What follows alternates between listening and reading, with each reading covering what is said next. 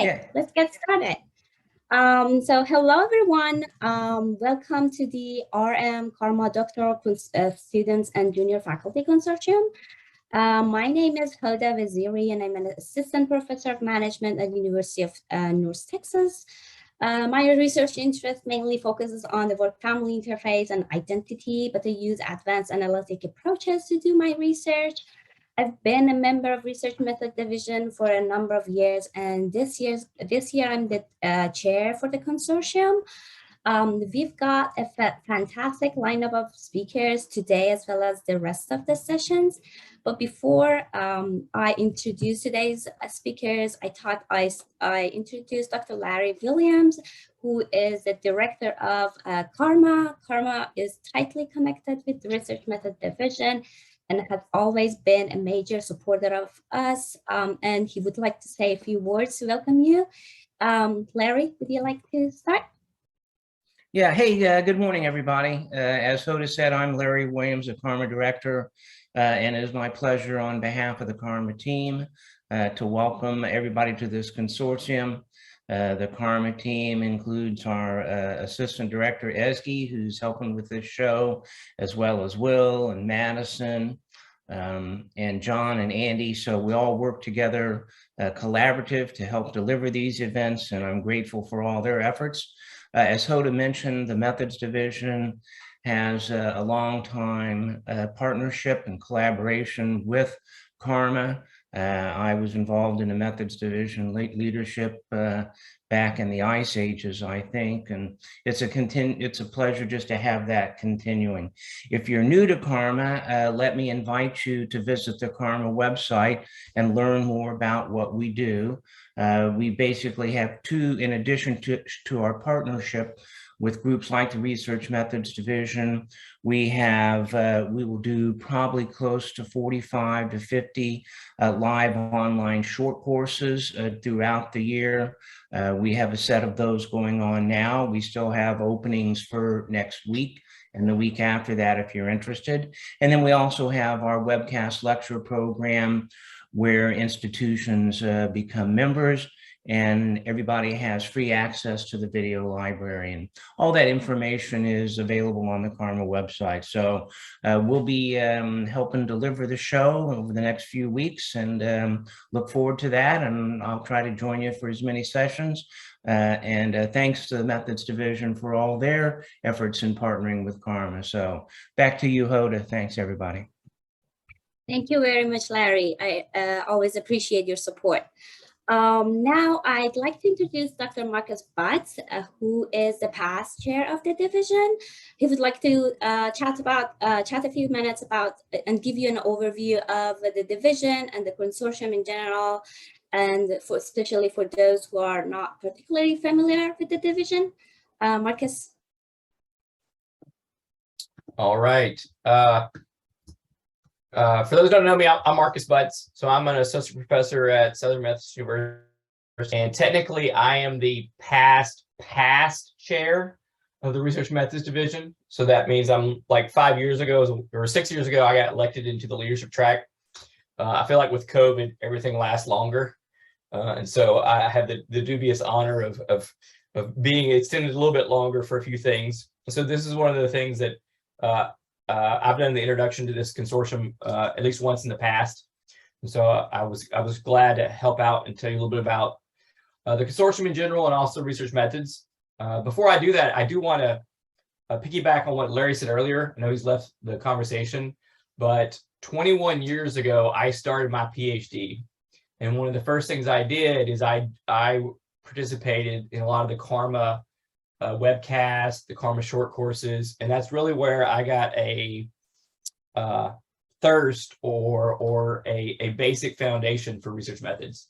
Because like Hoda said, a lot of what I do is advanced research methods, and I learned a lot of those techniques when I was in my PhD school through Karma and also through being a member of the Research Methods Division.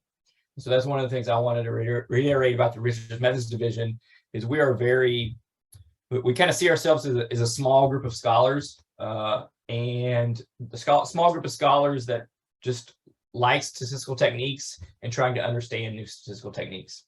And so regardless of your research inquiry, you have to use some type of research methods, and whether that's qualitative, quantitative, macro, and that's what we're here for, is to try to unify and unite folks with similar methodological interest and to help them ramp up in terms of trying to understand their questions of interest. So I'll get to that a little bit more in a minute in terms of the benefits of the Research Methods Division, but also me being the first person that you hear from, I kind of feel like I'm supposed to give a little bit of overview for your consortium details. So the way this consortium works is there's 4 sessions over 4 weeks. I noticed that Hoda shared some of this information with me. There's over 137 people registered. So every time I've done this, I feel like there's more and more people that participate in this consortium. We started doing this virtual even pre-COVID, and it's been a fantastic format because it allows people from around the world to be a part of the Research Methods Consortium. And pre-COVID, that was a very unique thing because other divisions would have a consortium only at Academy. And Research Methods was really the first division that decided to make this a virtual consortium, have more participation from around the world. And you see the success of that, us having over 137 registered participants. Of course, Hoda Vaziri is the chair of the consortium committee. The previous co-chairs, Jason and Jeremy.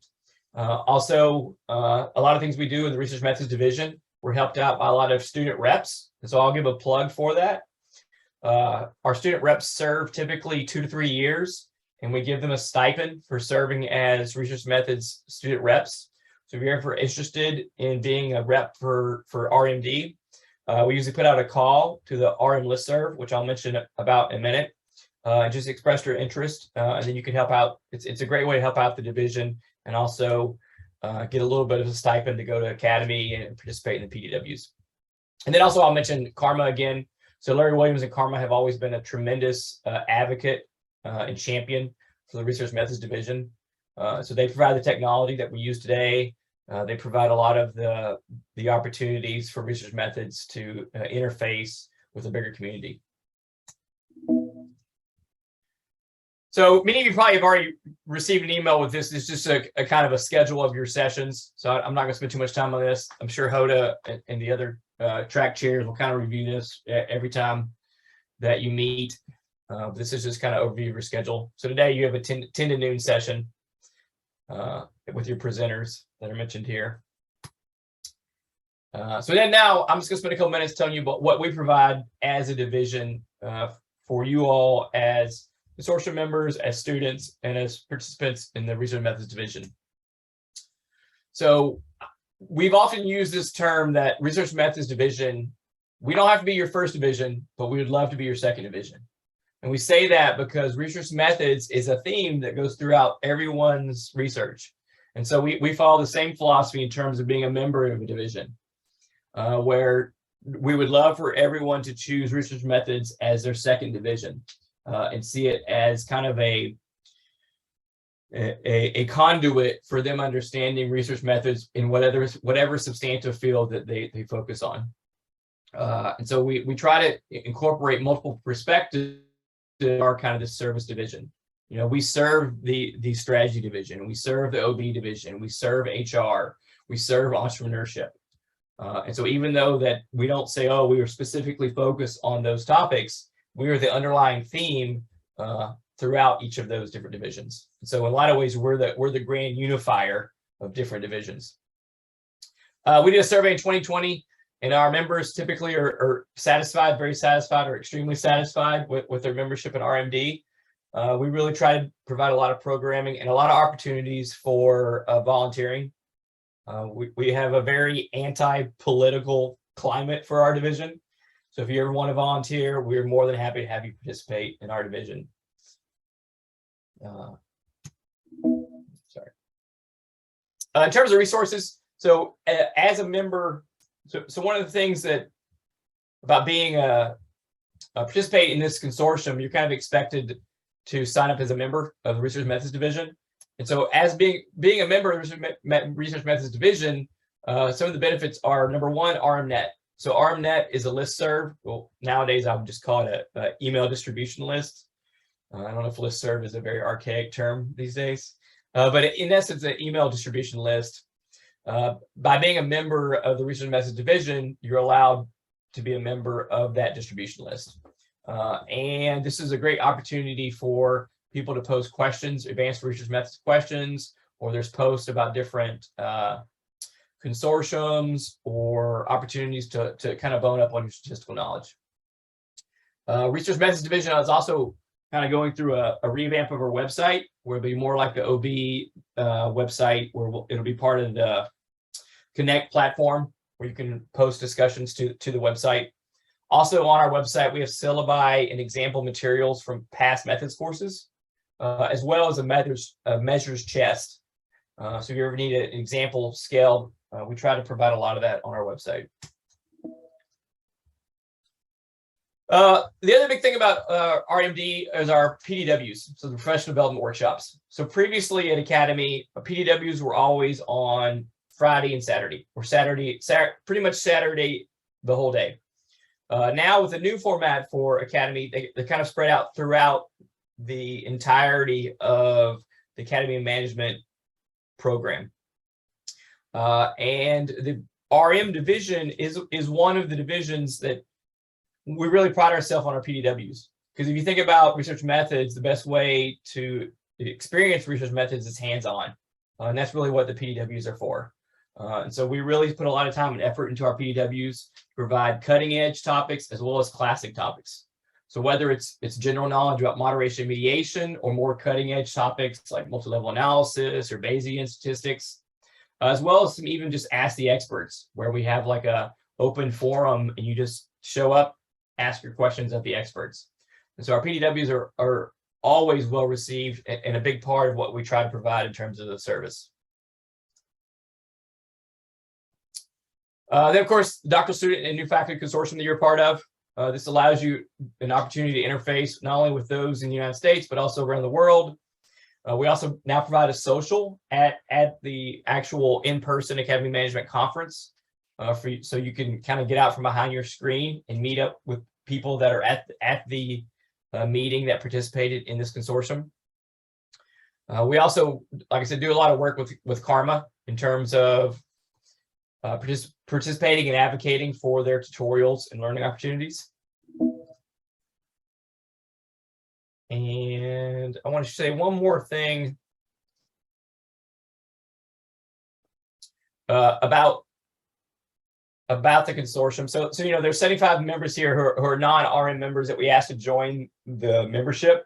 The reason why we do that is hearkening back to our PDWs. The amount of time that we're given at the conference depends upon our membership. And so by having a large membership, or having the appropriately number of members, we're allowed to offer more PDWs. And so your dedicated space at the conference depending upon your membership. Try to drive up membership so we can provide more pedagogical opportunities for members. And so that's the main reason why we ask for you to make sure to register as a RM member, so we can provide you more things going forward. So with that, I'm going to turn it back over to Hoda. I do want to say that encourage you to kind of make sure you try to take good notes in terms of this consortium.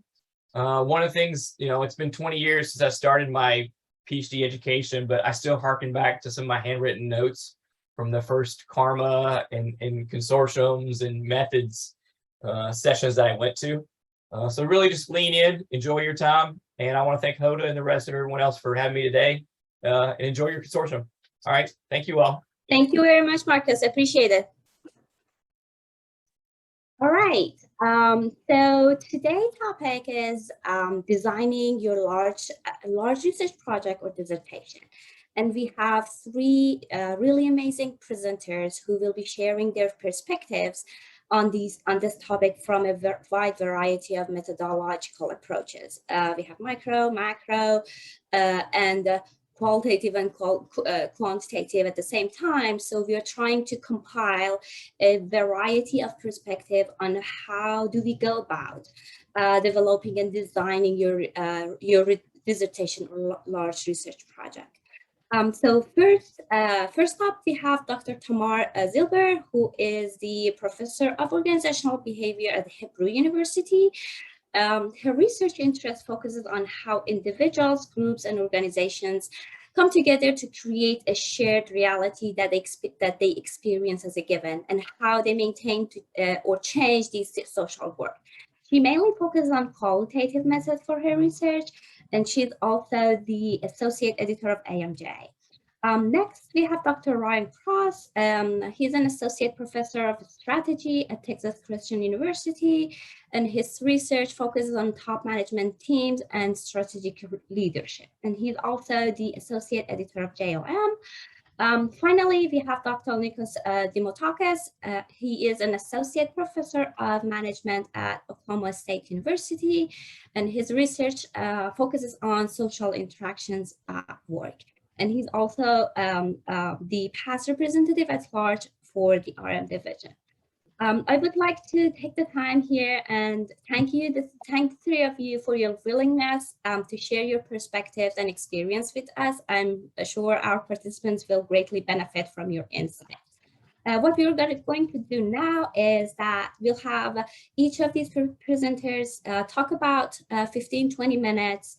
And then at the end, we will open it up as a panel discussion, so you can ask questions from these three presenters.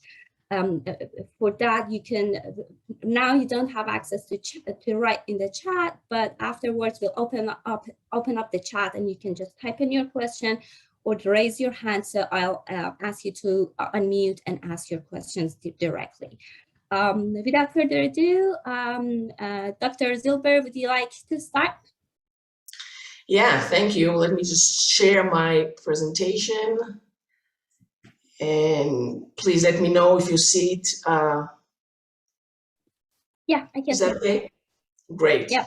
So thank you, Hoda, and everyone at the RMD and the Karma for organizing these. And thank you for inviting me. I'm very happy to be here, and your invitation actually came in the very right timing. Just like a couple of months ago, this paper came out at the Journal of Applied Behavioral Science, and actually on the topic that you asked me to speak about today, which is how to design and execute a big qualitative-based research project. And I wrote this paper together with Renata Meyer, who is the chief editor-in-chief of Organization Studies. And it's based on our own experience as qualitative researchers, and also on our experience as editors of qualitative papers. And mainly what I would like to suggest is to give you this tool, which is a matrix that brings together 5 dimensions of a research project that you need to think about, make decisions about, and make sure that all these dimensions fit with one another. And by the end of my 20 minutes presentation, I hope everything would be clear. Let me just zoom out for a minute and just clarify the motivation for this.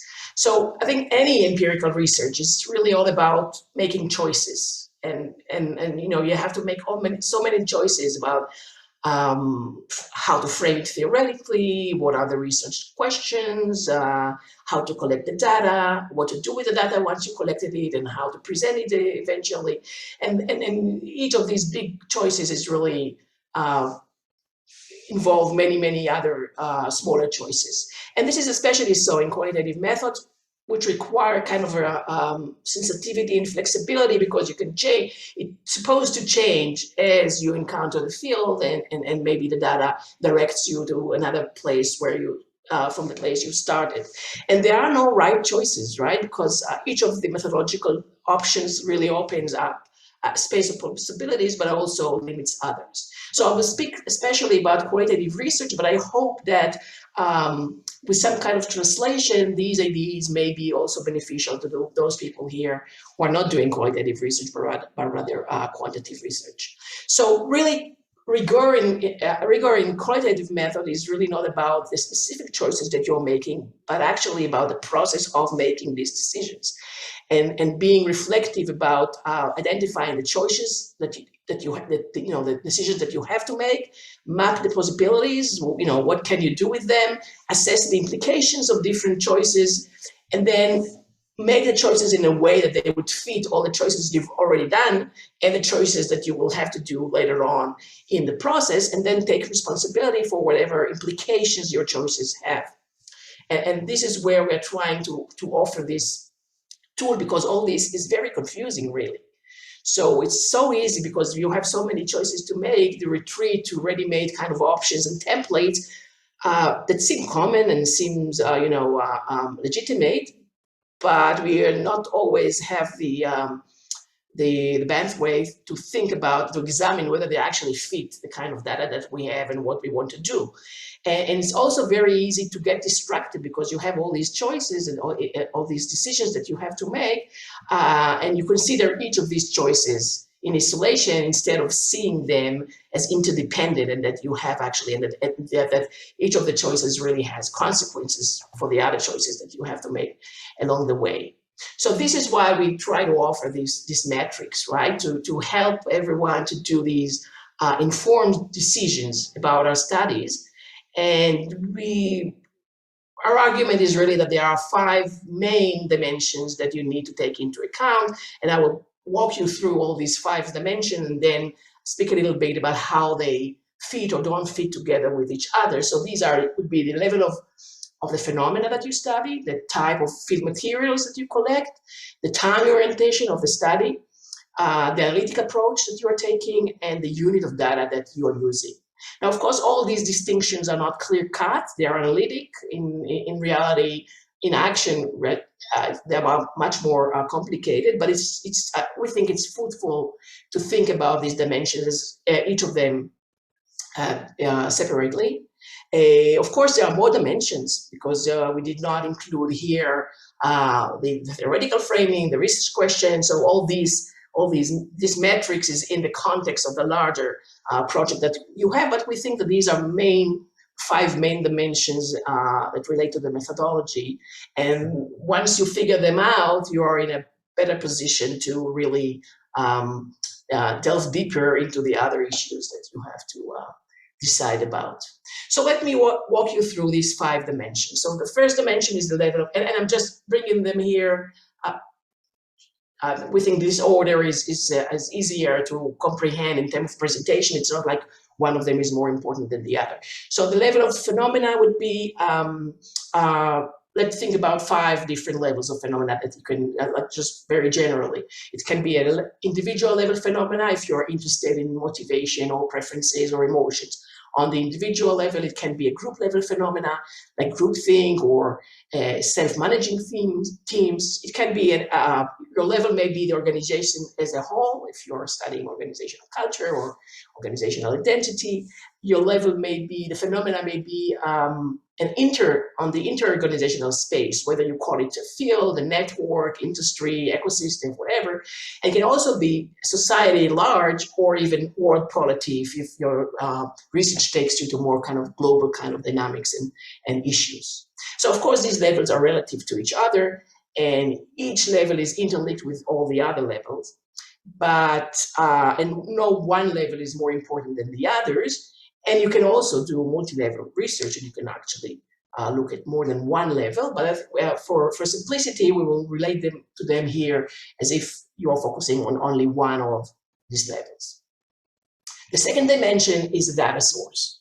And in qualitative research, we have primarily these 3 data sources. It's either you do archival study and you use texts, either you do observations, or interviews. Now, there are many differences between these 3 data sources. I want to highlight one important difference, which is how involved we are as researchers in producing this data.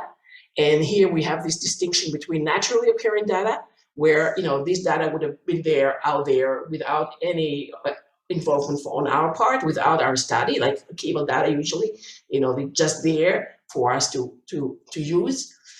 Whereas interviews, for example, is not naturally occurring data. Actually, it's artificial data because we are producing the data. Because if we were not there interviewing people, we would not have this kind of data. And observations usually, the data is there. I mean, activities are going on even without us. But once we are there observing them, then we produce the data. So it's something in between. Again, no one of these data sources is principally superior to the other. It depends on their interrelations with the other choices that we're making, and I'll come back to that. The third dimension is the time orientation. So the data has a temporality and the project has a temporality, because all data, whether it's natural or artificial, is really produced in a certain point in time, right? And its meaning relates to this time of production. And also the data itself reports on either the past, the present, or the future. So the data has a temporality. And the time orientation of the research also the research also has a time orientation, because we may be interested in something that happens in the present, or maybe we are interested in something that happened or how people view what happened in the past, or maybe we are interested in people's vision about the future. So, and of course, process studies or longitudinal analyses involve a specific duration, right, period of time. So we have a temporality of the data, we have the time orientation of the research project, and when we think about how they relate to each other, it may be, the research may be time authentic or time inauthentic. Because if I'm interested in the present and I'm doing observations in the present, then my study is time authentic, because I'm collecting the data at the time that it unfolds. Whereas if I'm interested in the past and say there is no archive to use and I'm using interviews, then people can tell me what they think about the past, but I have no direct interest into the past. So this would be kind of a time inauthentic data. So that's okay either way, but we have to be we have to think about the implications of using inauthentic, time inauthentic kind of data, and I'll come back to that as well. The fourth dimension is the analytic approach. So what are we thinking maybe later on that we are try to do with the data? And I don't mean the specific kind of tools that we use to analyze it, but the general kind of approach that we're taking. And generally there are three approaches that we may take. It may be some kind of categorical analysis, when we look at meanings or practices or mechanisms, and we see them as part of a whole, and we assume that we can understand the whole through understanding the parts, right? So some kind of thematic parts, and Dennis Gioia content analysis tool is really a very good example of that.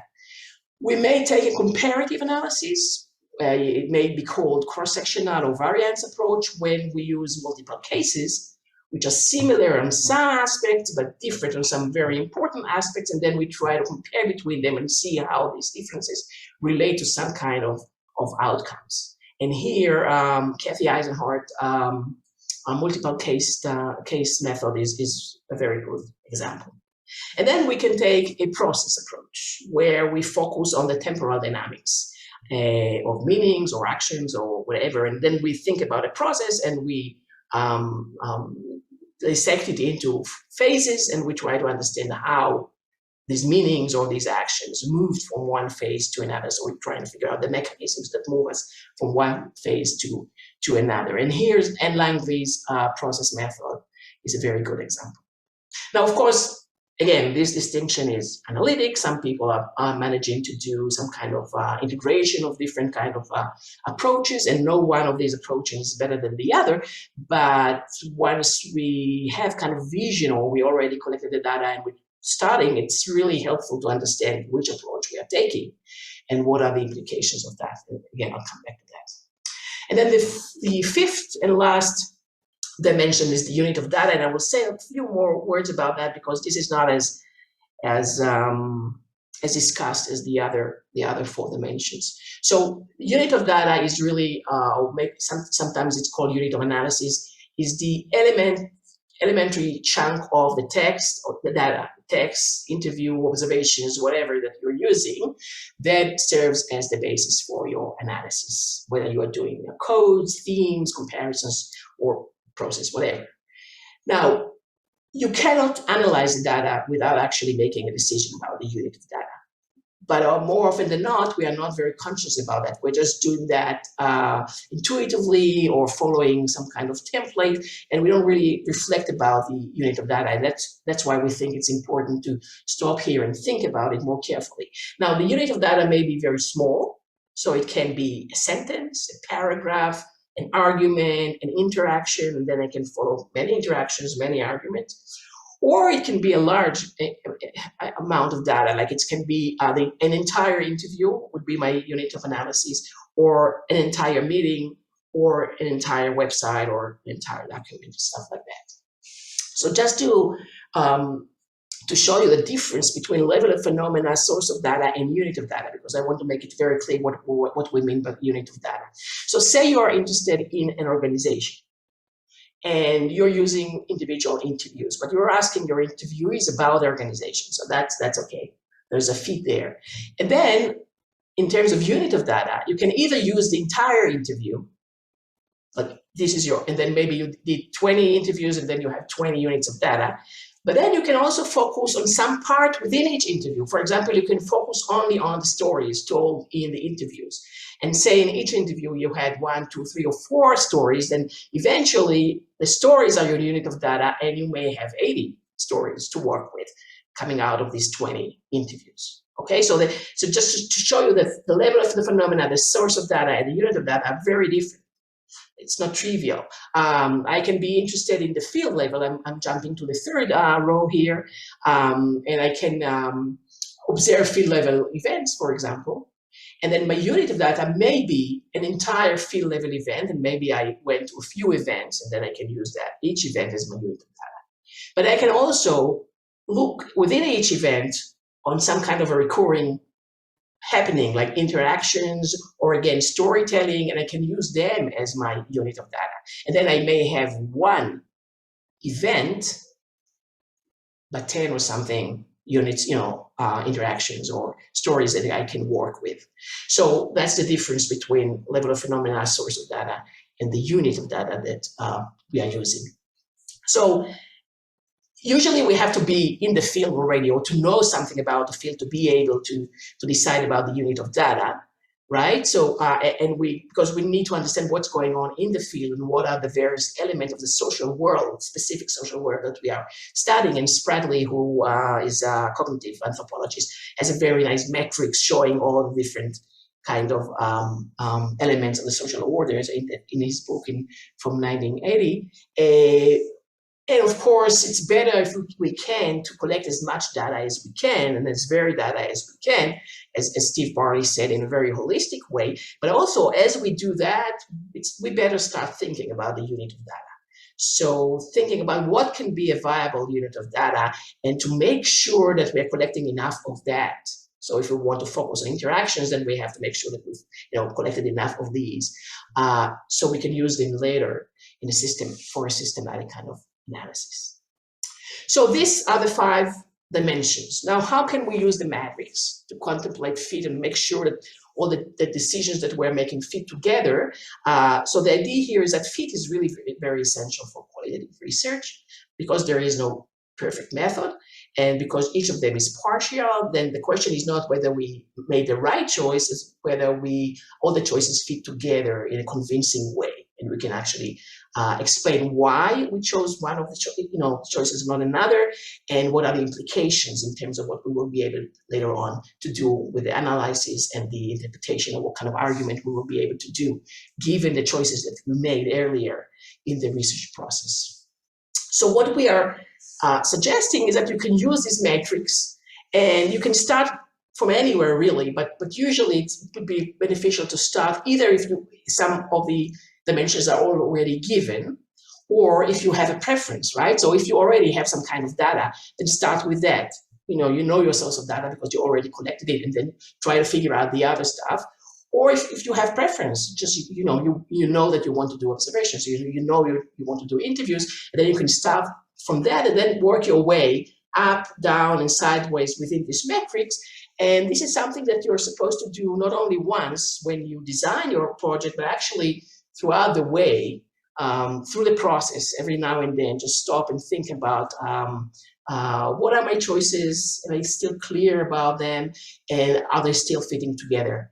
Let me give you just 2 or 3 examples of this idea of how you check for fit between these different choices. So say, let's think about a fit between the level of the phenomena and the data source that you're using. So say you already know or already did you already interviewed individuals, or you know that this is what you prefer to do. But does it necessarily mean that a study has to focus on individual level phenomena? So the idea would be, no, you can use individual interviews to study individual level phenomenon, right? But you can also use the same kind of interviews if you ask the right kind of questions to study the organization.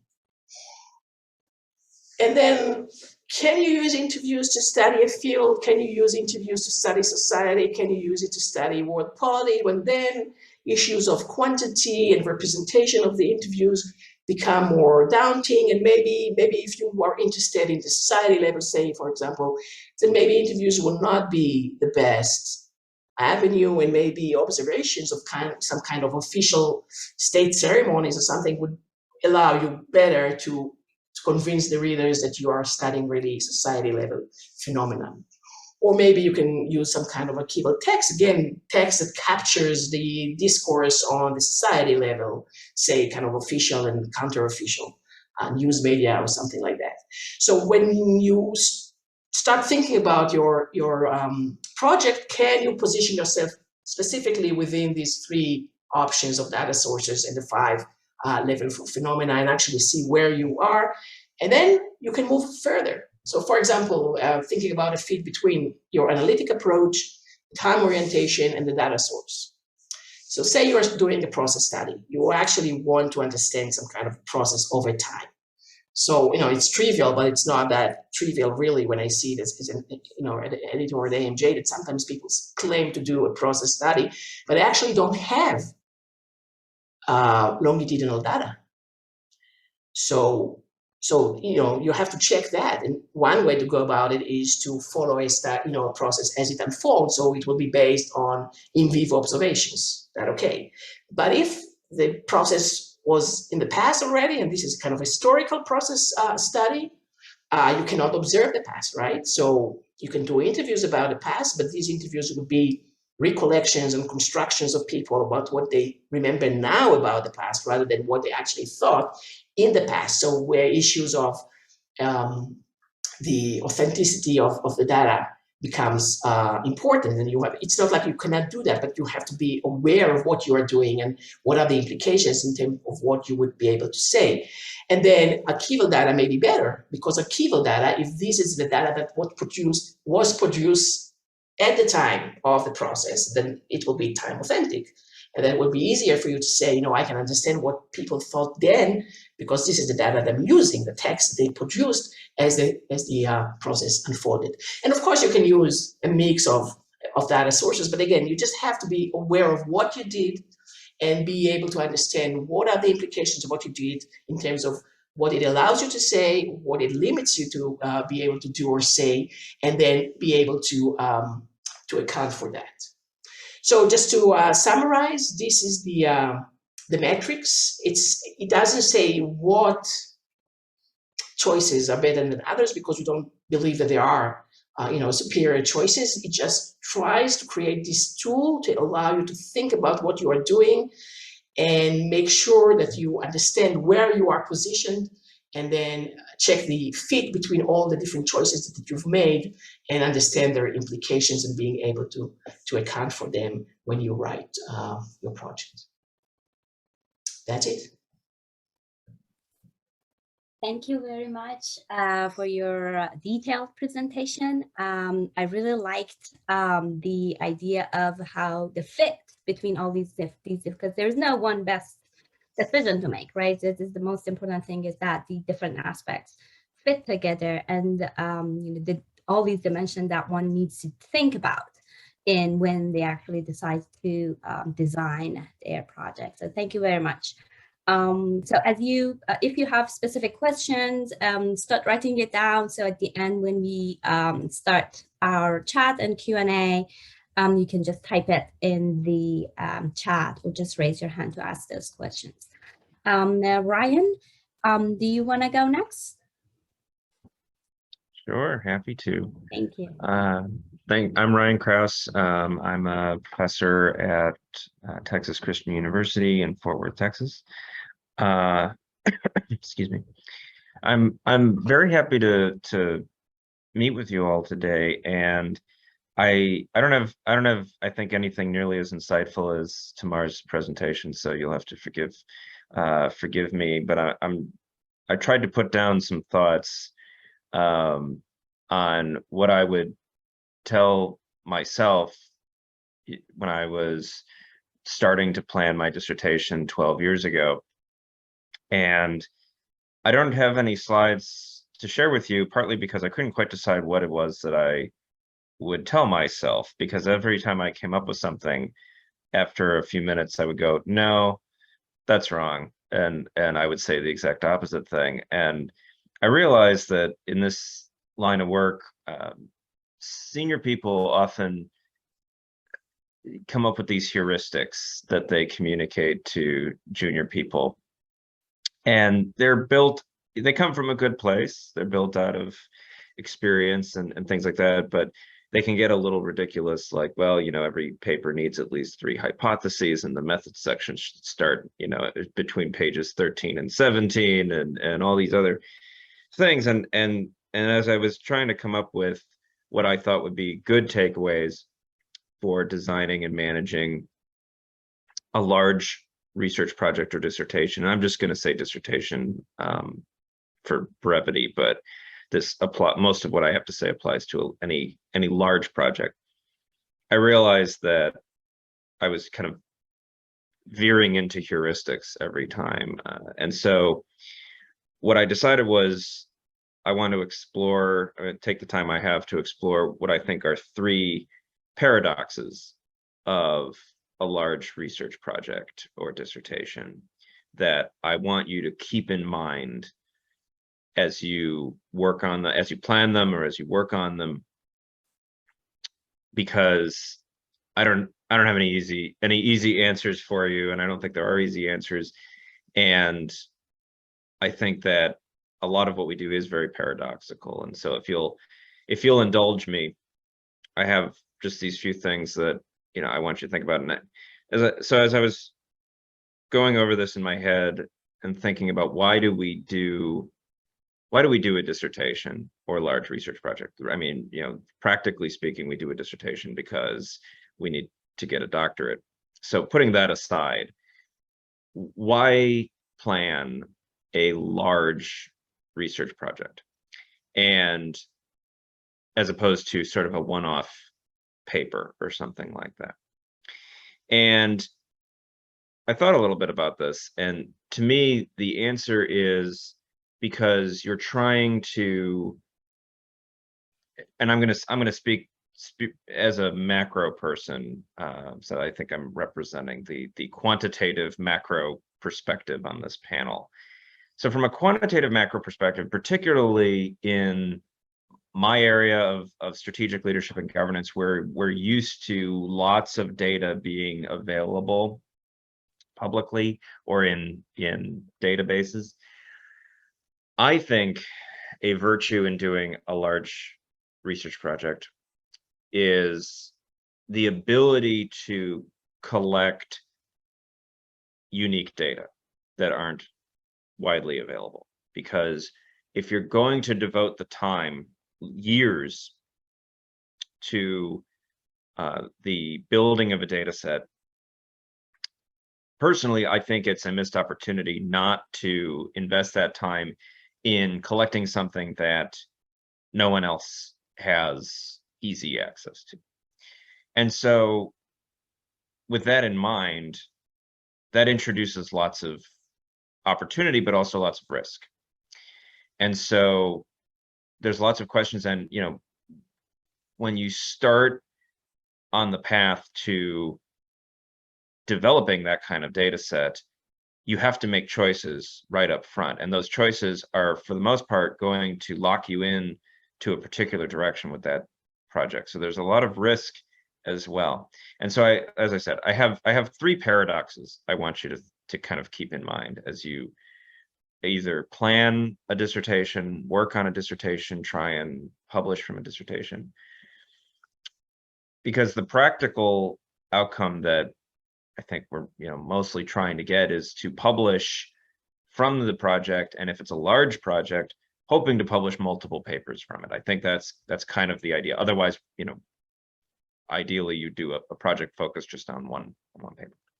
So the first paradox I want you to think about is start with theory, but also don't start with theory.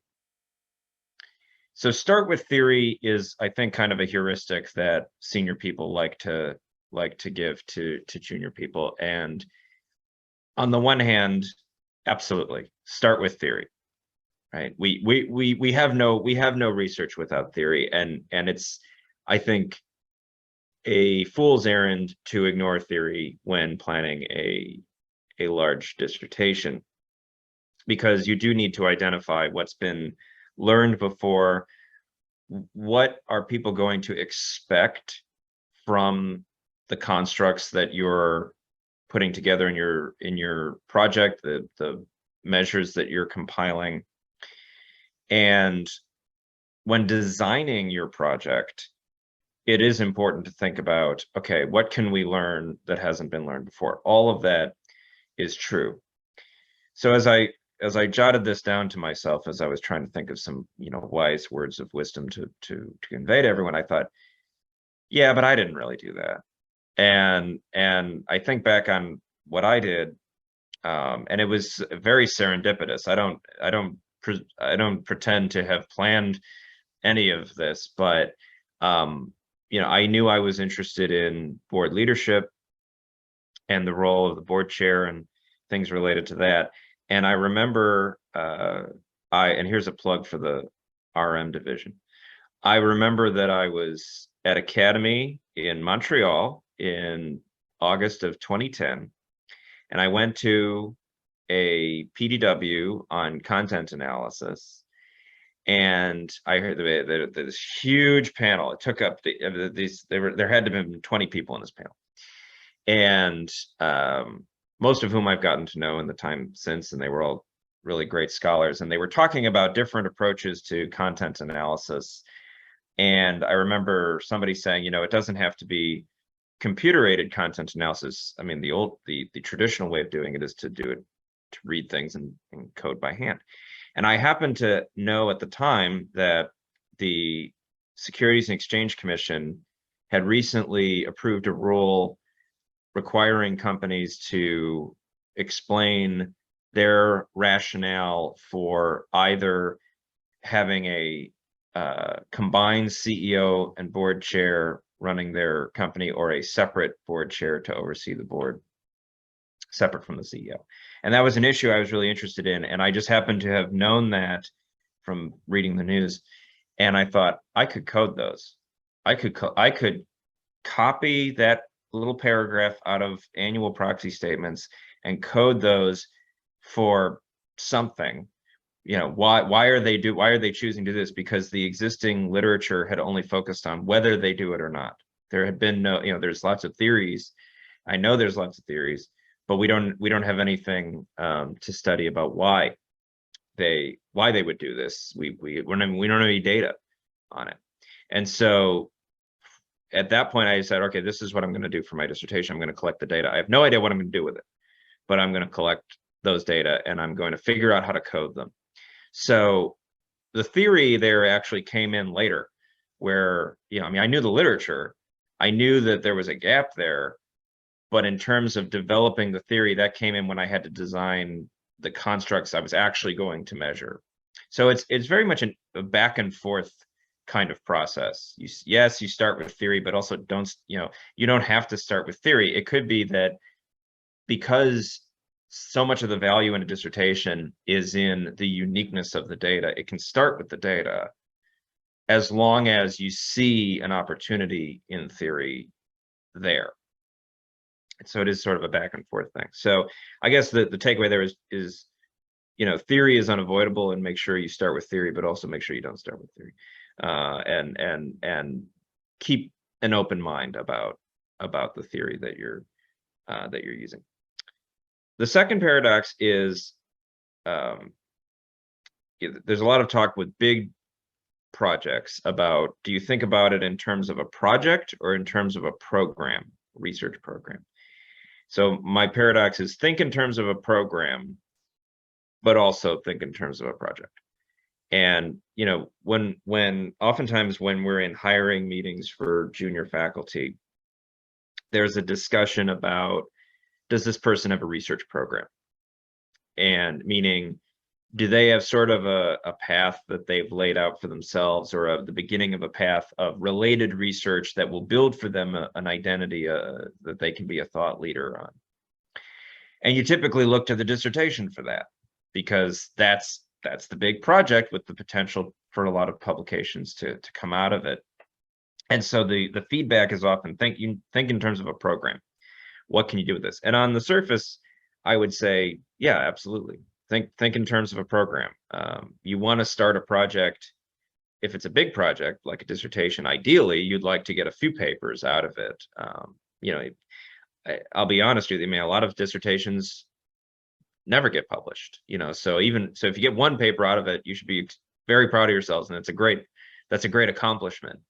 But when you start out designing a project, you know, from a risk standpoint, it makes sense to think, okay, how could I get multiple papers out of this? So the feedback is often, think in terms of a program. How can you leverage this not just into multiple papers from that data set, but also then, you know, will it build on itself, and can you collect more data and build more projects out of it? But once again, I wrote this down as wisdom to convey to all of you, and then I thought, well, I didn't really do that, and I'm really bad at that. I'm really bad at thinking programmatically. When I design a study, or when I'm involved in designing a study, it is so project focused, because I'm just a very linear thinker, and for me, it's like I need to know what the story is when I start designing a study. What is the story we're telling? What is the theoretical gap that we're trying to address? And it's hard for me personally to write. It's hard for me to design anything without that sort of self-contained project in mind. And I don't know, maybe it's that I'm not that optimistic that any idea I have has legs beyond a single paper, if that. But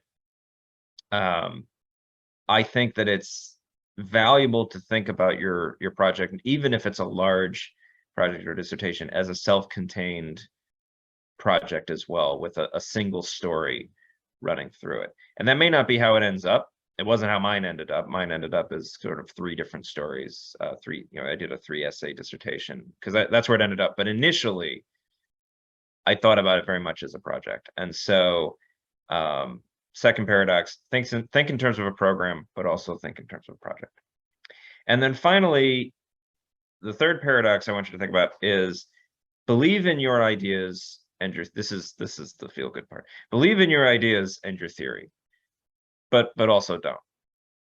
And the reason I say this is, I personally find it nearly impossible to write convincing arguments for a theory I don't actually believe.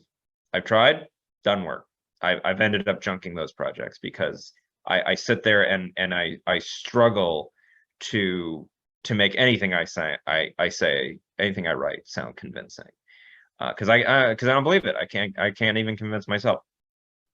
And so at the end of the day, you have to think you're right in order to, or you at least have to think you're plausibly right in order to write convincing theory, and in order to design a study to test the ideas that you have. If you don't believe in your ideas, and I've known other people who are in these sorts of situations, and you find, like, maybe you're brought onto a project or something like that, not necessarily yours, and you need to try and write the theory, or you need to try and design an experiment or something to test it. And if you don't really believe in it, it's really hard to do. And then when it doesn't work out, you kind of go, well, yeah, I kind of figured.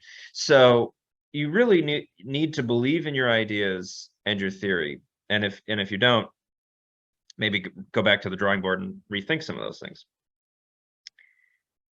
But also don't believe in your ideas and your theory, because, and this gets to the fit versus flexibility paradox that we talk about in strategy from a content perspective, when we talk about companies achieving competitive advantage and the trade-off between strategic fit and flexibility. That, you know, you need fit, you need to commit to your theory or your strategy in order for it to work at all.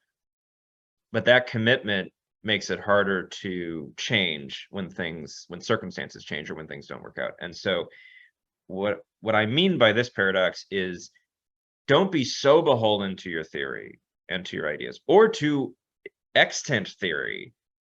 I see this a lot with junior scholars and doctoral students, of, you know, taking extant theory as gospel. It's not. Those people weren't any smarter than you are. So you know, all of what we know and think has the potential to be dismantled by evidence.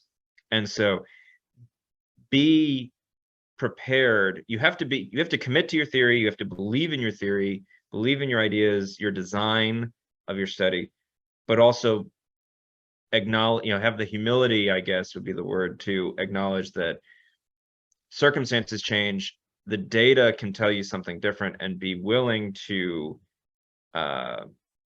pivot and to rethink your theory, rethink your strategy based on what you find, or rethink your design. You know, even sometimes that can be really hard. You know, for example, if you're doing a multi-wave study and you do the first wave and it doesn't, you know, work out the way you think it will. Okay, do we just keep doing it, or do we try and pivot? What do we do? And I mean, it is really psychologically hard, but I've personally felt like I've had success at a career level, not at a project level, but at a career level, being willing to throw ideas out, my own ideas. You know, I try to be much more gentle with other people's ideas, but my own ideas, it's like I've written whole drafts of papers, and at a certain point I go, let's start over. Let's do something, you know, it's not working. Let's rewrite it. And so really be open to, you know, commit to your theory right up until the point when you decide it's not working, and then get rid of it. So being open to that, being flexible with that, and maintaining that kind of paradox. So those, I think my time's up. Those are just some three possibly worthless ideas that I'd like you to just let, you know, bounce around in your head as you are working on your projects. And thanks for having me. Yeah, thank you so much, Ryan. Yeah, these are all the paradoxes that I think everyone has been dealt with, you know, sometime in their career. So thanks for sharing your experience and insight. Again, I have a few questions, but if you have a question about Ryan's, what he just discussed, please write that down, and then we'll get to it at the end. Nicholas, do you want to go ahead next? Sure. Thank you so much. And thank you, Hoda, for organizing, Larry and the rest of the Karma folks for putting it all together, all the research methods division for all the great work we do. And, you know, you guys for actually being here and, you know, listening to this. For those of you that are PhD students, I understand that you're getting lectured like a lot. And for those of you that graduated, I'm always impressed that people that have had like, 30 years of education are willing to have more. So, you know, it's fantastic that we're all here talking about this. So I do have slides, not so much because they're any good or because I figured out how things are, but just because if I don't have slides, I tend to kind of just wander off into uncharted territories. So this will at least keep me organized, although again, not real promises. So some assumptions for this is that you are, for whatever reason, you are doing a large research project or dissertation, which usually means, you know, 2 or 3 things. You want to get a PhD, or you got a gigantic grant, or you're starting a big program of research. But either way, it works a little bit different than if you just said, oh, let me, I have this interesting idea, let me write a paper on it. And the first one is that you have stakeholders in this one, right? And the stakeholders can be a variety of people, and we're going to talk about them throughout. There's design principles that are the same and design principles that are different from a non-large research project or from a non-dissertation project. There's some special things to consider: data analysis and data collection. And then the special product is also, the final product is also kind of, its own special little thing. So I'm going to talk about this for a bit. And then I'm going to kind of conclude with just a general thing that I would like all of you to keep in mind as you're continuing to do, LRPs, as I'm going to say, instead of saying large research project, or as you are becoming a PhD in your career. So, similarities with non-large, non-LRPs or non-dissertation is that we still have the exact same concerns for rigor, for relevance, and for the contribution, right? You can't write projects that nobody cares about. You can't write projects that do not contribute to a conversation or to an ongoing system of thought. And you can't write papers, well, at least not successfully, that are not rigorous, right? All of those things have to remain the same. Anything that we've talked about in methods courses about internal validity, external validity, all those things stay exactly the same. And always the idea that you have to keep whatever best practices are in your desired outlet also again stay the same, right? There might be multiple outlets for this one though, so that one is also kind of on the border of same and different. Now, the different ones are that the end goal is very, very different between an LRP and a non-LRP, or SRP, I guess, a small research project, or a dissertation, with especially the dissertation, right? Like at the end of it, you're writing the dissertation to finish your doctorate. Other things might also happen, but if you finish your dissertation and you're not a doctor, something has gone horribly, horribly wrong. The scope is also kind of by definition here, dissertations and LRPs are much greater. They have a lot more moving parts. There are a lot of more things to consider simultaneously. So that has to be another thing that's important. And then the complexity, also because of the scope and because of other reasons, is always bigger. And I'm not going to call it failures so as not to prime anybody, but the cost of not succeeding on that one is also, big, right? So either some, funding agency super mad at you, or you're mad at yourself for not being a doctor and your dissertation committee is very disappointed, or, a lot of people are left without a pipeline to publish or something like that. So it has to be something that is taken, I don't want to say more seriously because you take everything seriously, but a lot more thought is needed as you are progressing along this road. So there's two main groups of the stakeholders that came to mind on this one is the dissertation. In a dissertation would be the committee chair, the committee, and of course you. In an LRP, it would be whoever is funding you, perhaps grant agencies, but there's also the collaborators, right? Especially as you get a little bit more advanced in your career. My own personal experience is that the overall level of stress stays the same. The target of the stress changes. So in the beginning, you start worrying about yourself.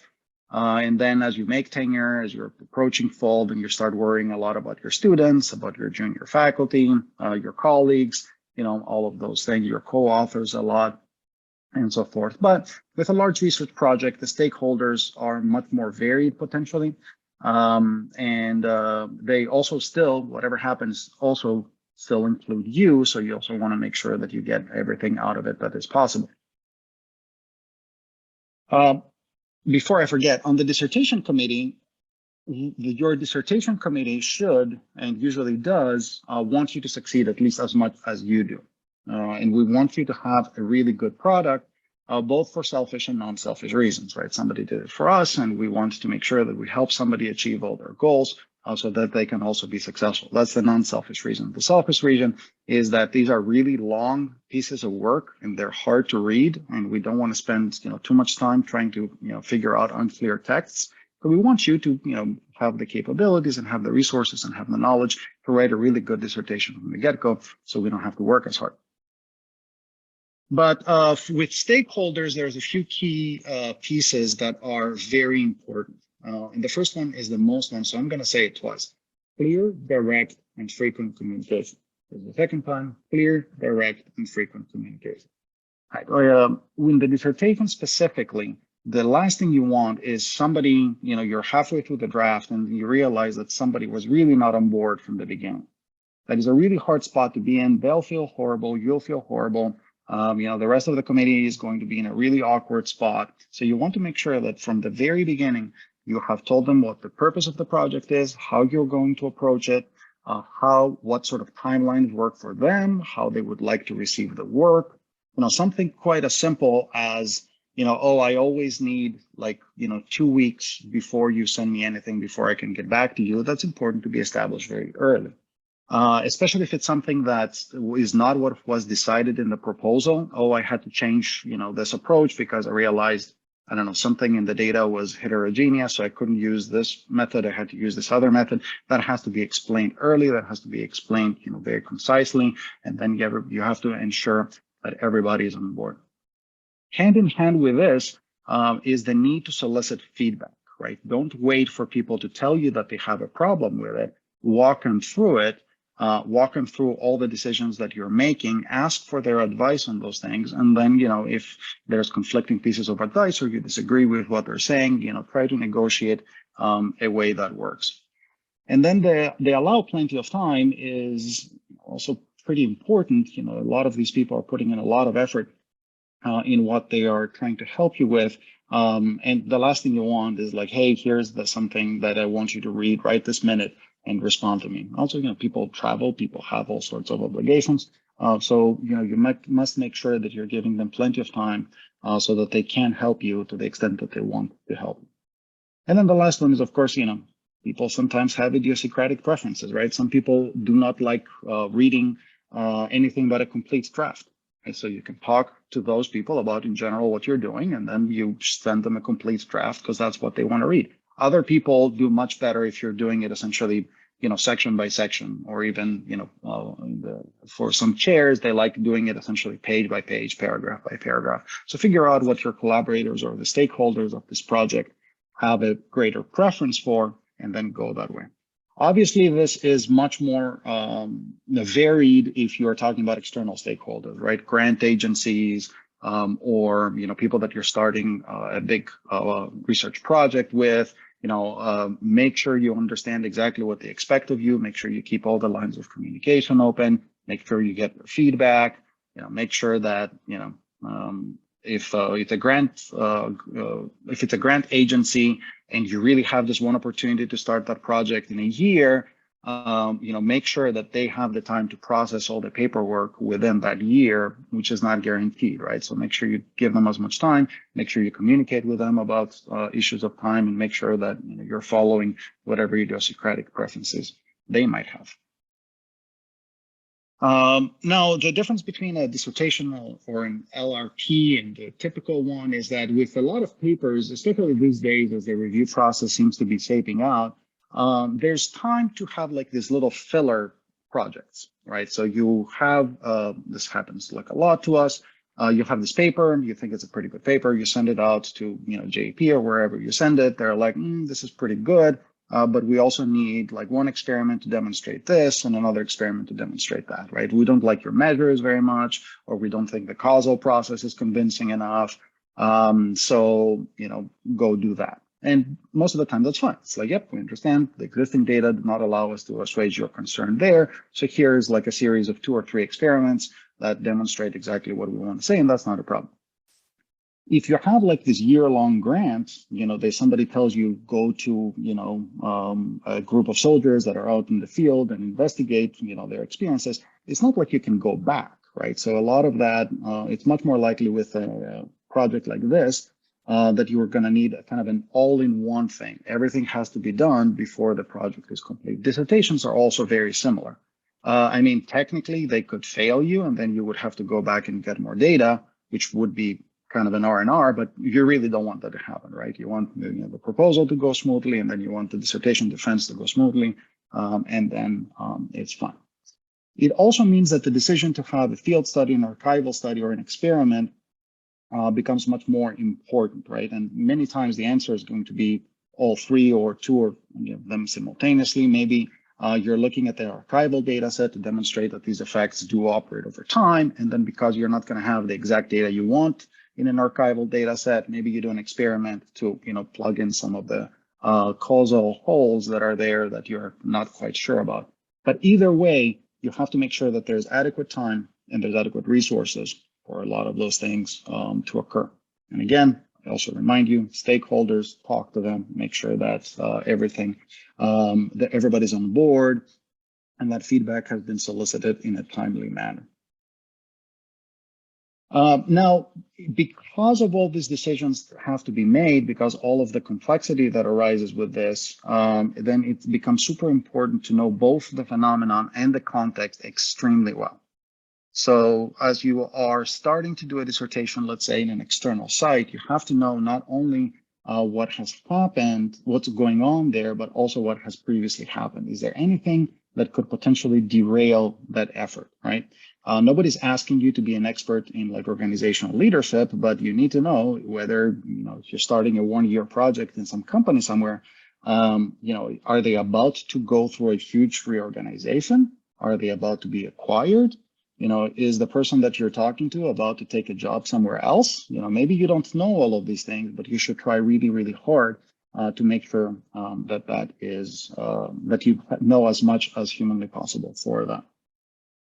And then with some projects, there can be some of what I believe Ryan called flexibility. Maybe you go in one direction, maybe you go in the other direction.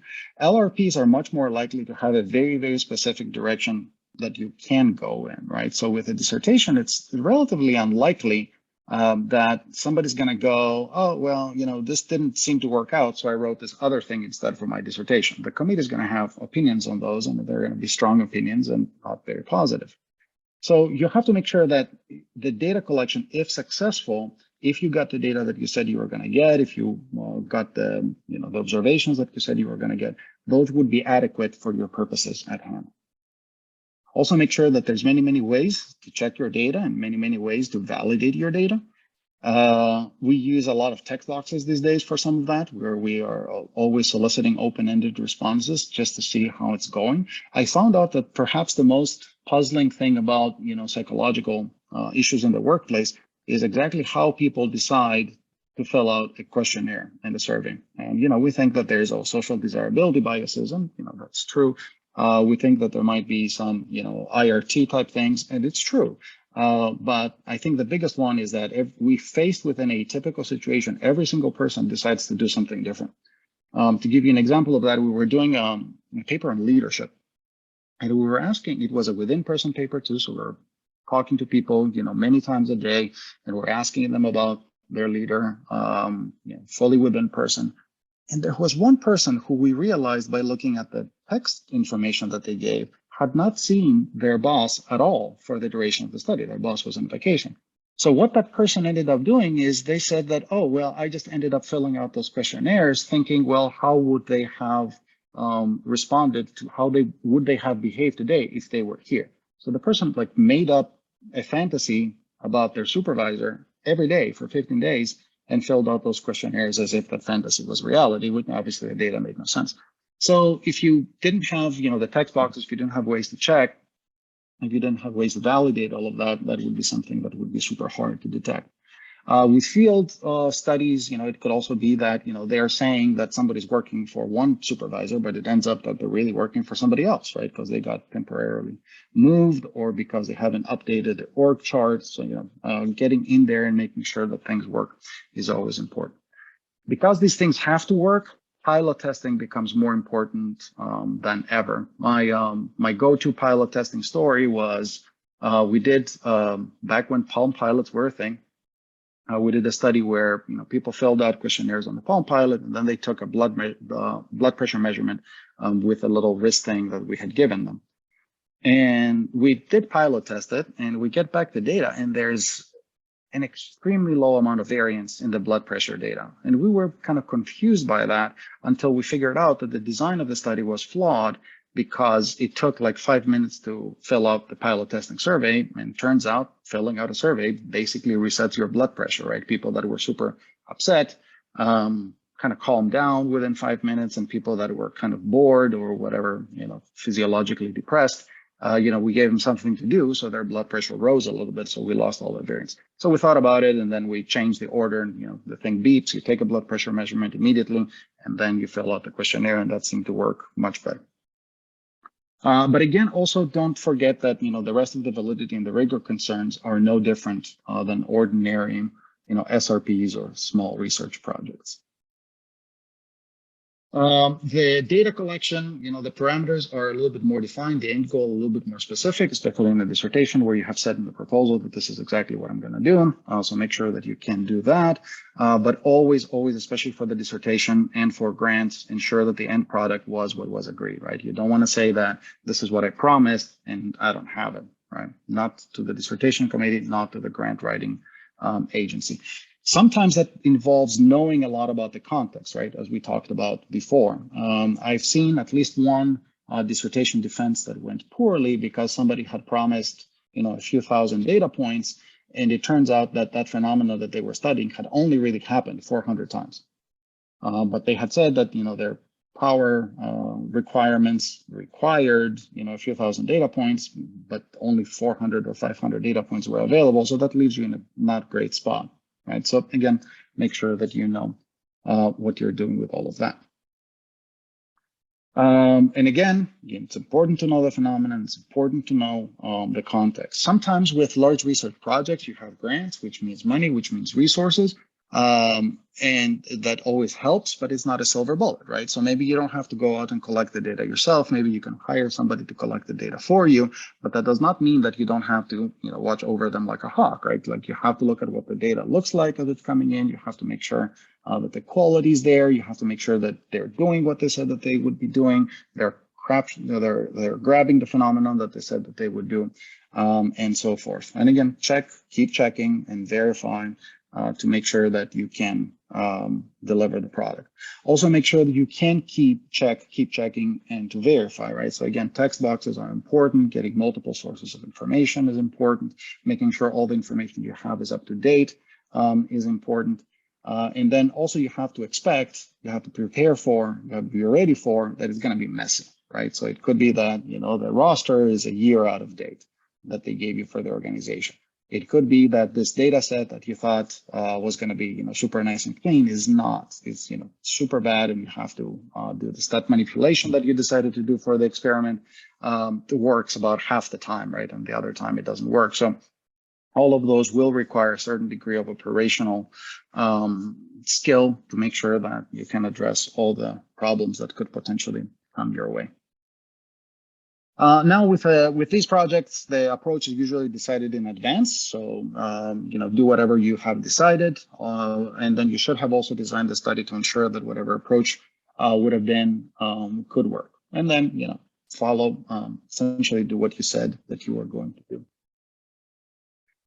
Now, a few things about projects of this scale is that you should be an absolute expert in your data, not only in the data analysis, but you should know how the data is distributed. You should be able to describe to somebody, not, data point by data point, but, most scatter plots should be pretty high in your head to see, how things are happening, how are these things distributed? How much variance is there?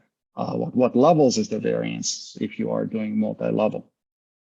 At the design and the data collection stage, you ensure that the data is of high quality. You also check it again before you're ready to start analysis. You scrutinize all the data points to make sure that everything makes sense.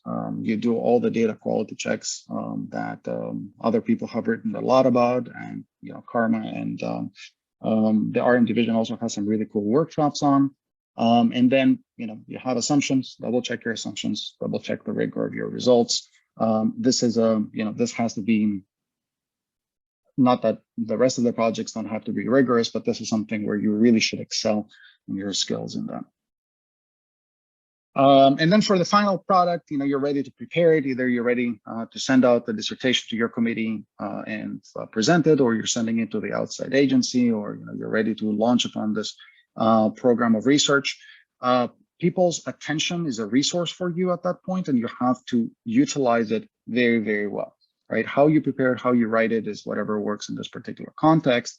But make sure there's plenty of time, make sure you solicit feedback early. And now, as I'm getting older, I will tell you a secret about older people. We don't see very well, and we don't have like that much attentional resources anymore. So when the final product is polished, that means that we can more easily read the tables that you sent us, the figures that we sent us. We can find, where you were talking about something particular in it. So having a published paper, having a polished paper or a polished product helps a lot.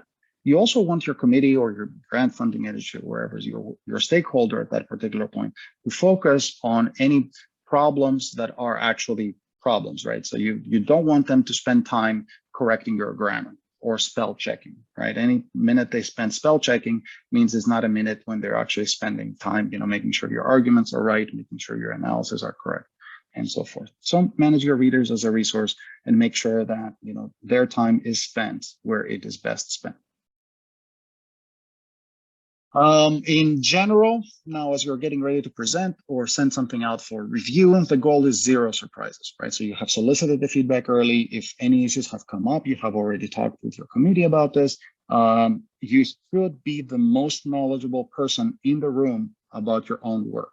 If you are not, make sure that, things are otherwise. When you go into a room to talk about your dissertation, nobody should know more about every aspect of the dissertation than you do, and the same thing for anything else. Otherwise, usual norms apply, manage the audience, follow the norms. If there's something that might come in useful, that goes straight to the appendix, because you cannot have too many of those. So, correlation tables for anything, or charts, timeline, whatever you feel somebody might ask a question about this is super important. And then, pay it back and pay it forward, right? So if you're a junior student, help out people with their dissertations, do some copy editing stuff, read some of the things that they have, offer any help that you might get. And if you have graduated or if you have run a large research project, help the people that come after you, right? Help them with whatever knowledge you've got, show them, what they did, share templates and so forth. It's a collaborative field, and it really takes a village for a lot of this stuff. So a lot of the times dissertations don't get published, and sometimes it's because, somebody got scooped or because the work, the data didn't quite work out the way you wanted it. In my own, I'll tell you why, is because I just couldn't read that thing again. It had 59 tables with 6 models per table, and I just could not make myself open that document ever again. I tried a couple of times, it didn't work. So, manage your own burnout, your interest in the topic, right? So, save something for later, save some gas in the tank. It might require some reframing for you to, for example, publish your dissertation.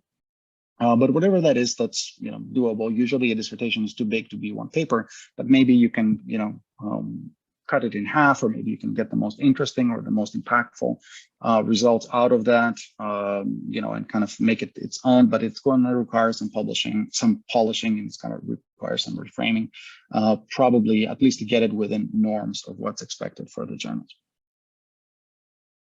Now, I'm just going to end on a couple of notes about resources. Processes, good habits matter a lot more with complexity, right? So we all lie to ourselves and say that I don't need to comment the code, I'll remember what it does, and you will never remember what it does. It's like, oh, I redid a variable, I'm sure I'll remember how how this variable was calculated. You won't remember how this variable was calculated, right? So keep really, really good notes, both in your lab book, in your syntax, in your code. No such thing as too many comments. And as you're working with large research projects, a lot of the kind of bad habits that were previously an option are no longer an option, right? So a lot of these cases, you can't use like a brute force approach where I'm going to literally look at every line and see what happens, right? So you're going to need to figure out different ways to do so. So let's say you have 50 observations from the lab, and you want to see if anybody like did a straight lining thing where they just answered one in everything. If it's 50 responses, you can do it by hand very quickly. That's what I mean by brute force approach. If there's 10,000, if there's 1,000,000 observations, you can't do that by hand. It's going to take you all week, right? So you kind of have to figure out some processes where they will help. There's also others that can help you a lot, from your committee, from your colleagues, co-authors, and so forth, but they have to be secondary to what you can accomplish on your own. And then the last one, which I spent a lot of time thinking about, kind of my insight. Every time you teach something, you learn something. So this is what I learned this time, is that it's just as important to realize that, how you're working on your dissertation. Let me restart this because it went the wrong way. When you're working on something, you're also working on yourself. So when you're working on your dissertation, you're becoming a PhD because you will get a dissertation done and they give you a PhD for this, but you're also becoming a person that writes dissertations, which is kind of the definition of that too, right? So there's the kind of the typical part, but as you're working on good research projects, you're also making yourself a person that is capable of working on large research projects. As you're working on high rigor research, you're producing high rigor papers, but you're also making yourself somebody that can do high quality work, right? So a paper is not a paper and then it ends. A paper leaves you changed, hopefully towards the better. The more you keep your good habits, the more you're a person with good habits. The more you write impactful things, the more you're a person that can do more impactful things. The more you do highly organized work, the more you become a highly organized scholar. So don't discount the amount of work that you're putting into yourself, which is something that in the long run is even more impactful than getting a pub or finishing a grant or something like that. All right. Thank you so much, Nicholas. That was amazing advice at every step of the way. I tell you that burnout and losing interest in a topic that I've been working on for like years, that's a real challenge, and that definitely needs managing.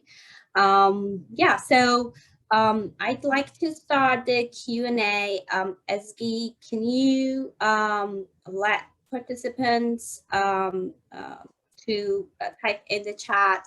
So if you can start writing your questions in the chat, or just raise your hand if you want to ask it directly. Until we get a couple of questions in the chat, I'll go first. And my question is actually for Ryan, since you discussed the idea of the third paradox that you talked about believing in your idea and theory, but don't, right?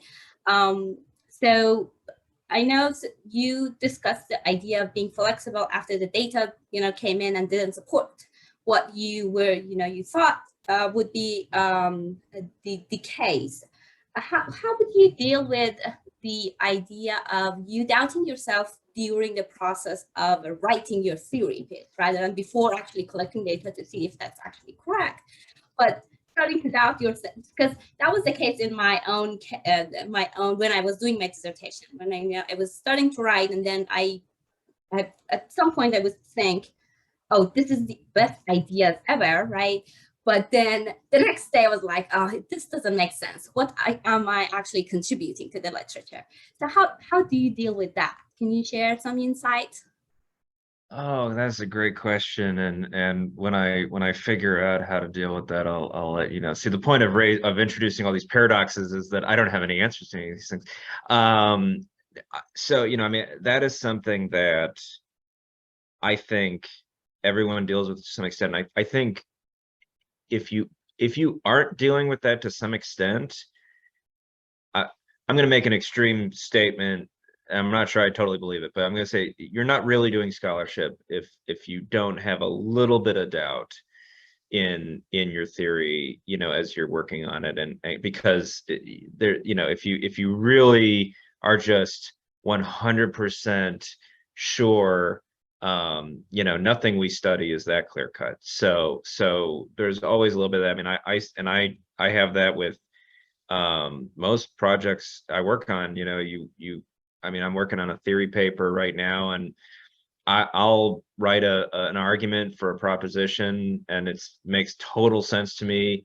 And then I'll come back the next day and be like, okay, wait, there's a giant hole in the middle of this thing that I didn't see, and it doesn't actually make any sense. Or I think about, well, in practice, actually, I've seen the complete opposite be true. And, you know, so my answer to your question, I think, is basically learn to love that process and lean into it and feel good about that doubt, because that means you're doing science. And really, you know, I think at the end of the day, you want to have an argument you think is at least plausible.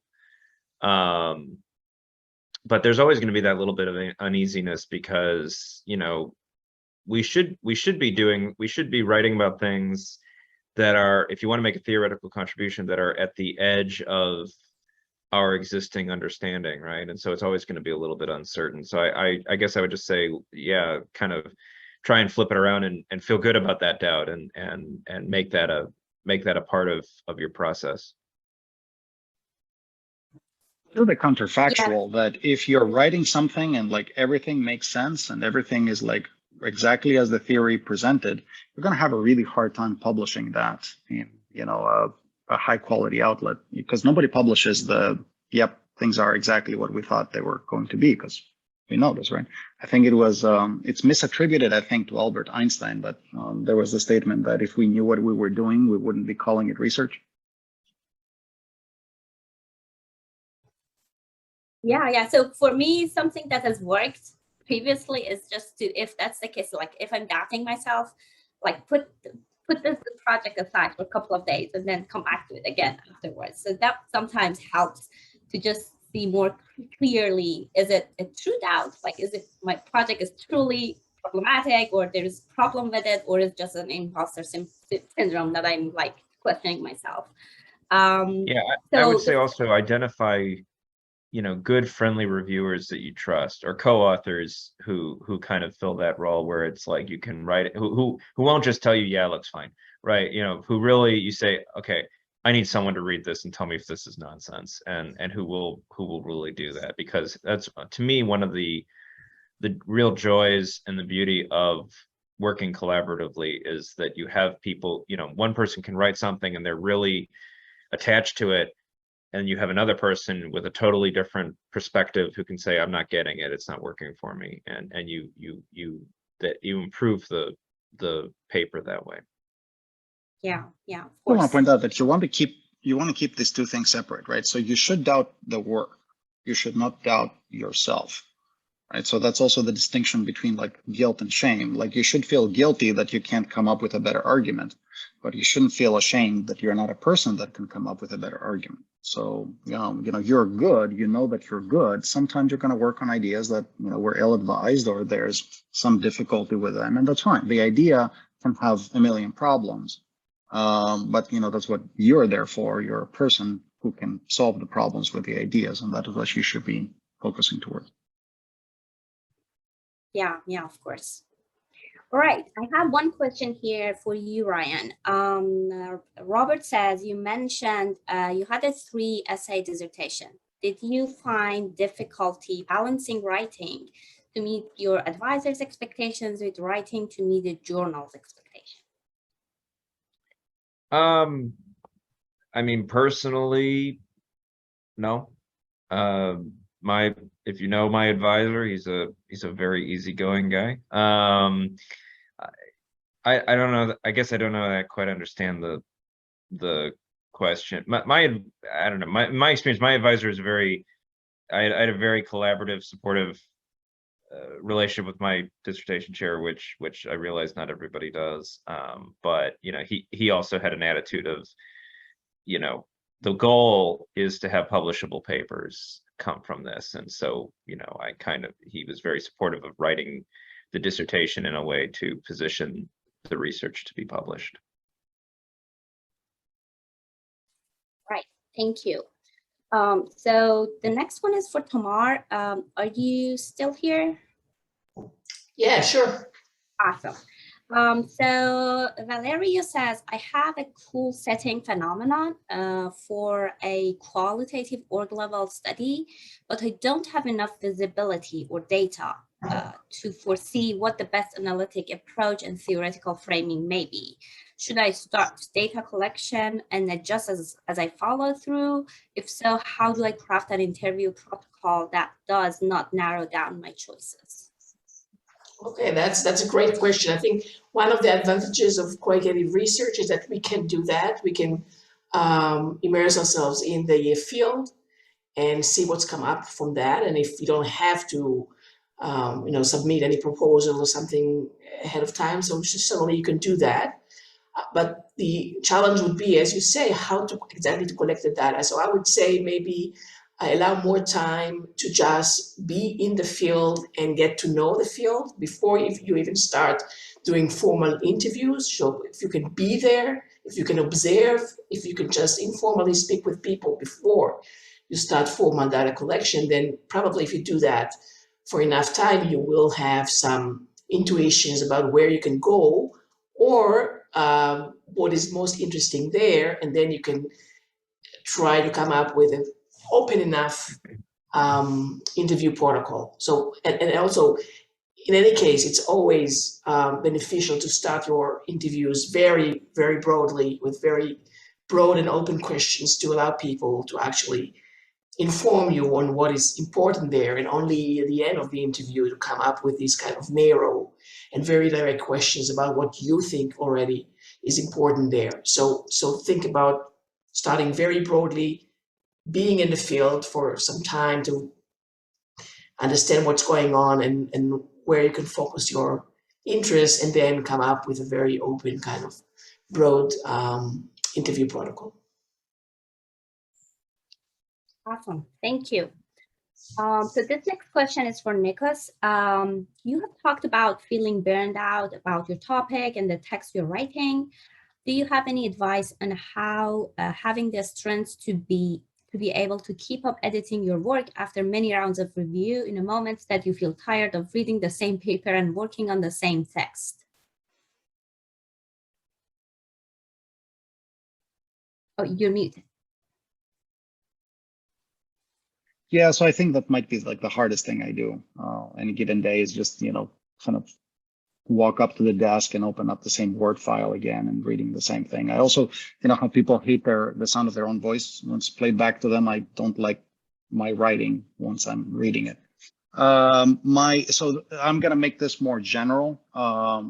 There's no end to this career. And as you are more in it, you're going to realize that it's technically a death march. Because the papers keep coming, right? So you finish a paper. It's not like, okay, I'm done for the year. No, there's more papers and there's more papers, and then they get R&Rs. And then at some point, I hope it doesn't happen to you, but you get a reject, and you're kind of like, I'm okay with this getting rejected because that means I don't have another thing in the pile. It also happened to us recently, and my student is in the audience. I don't mean that paper, other papers. My former students should graduate. What I'm going to say is that you need hobbies that are not academic.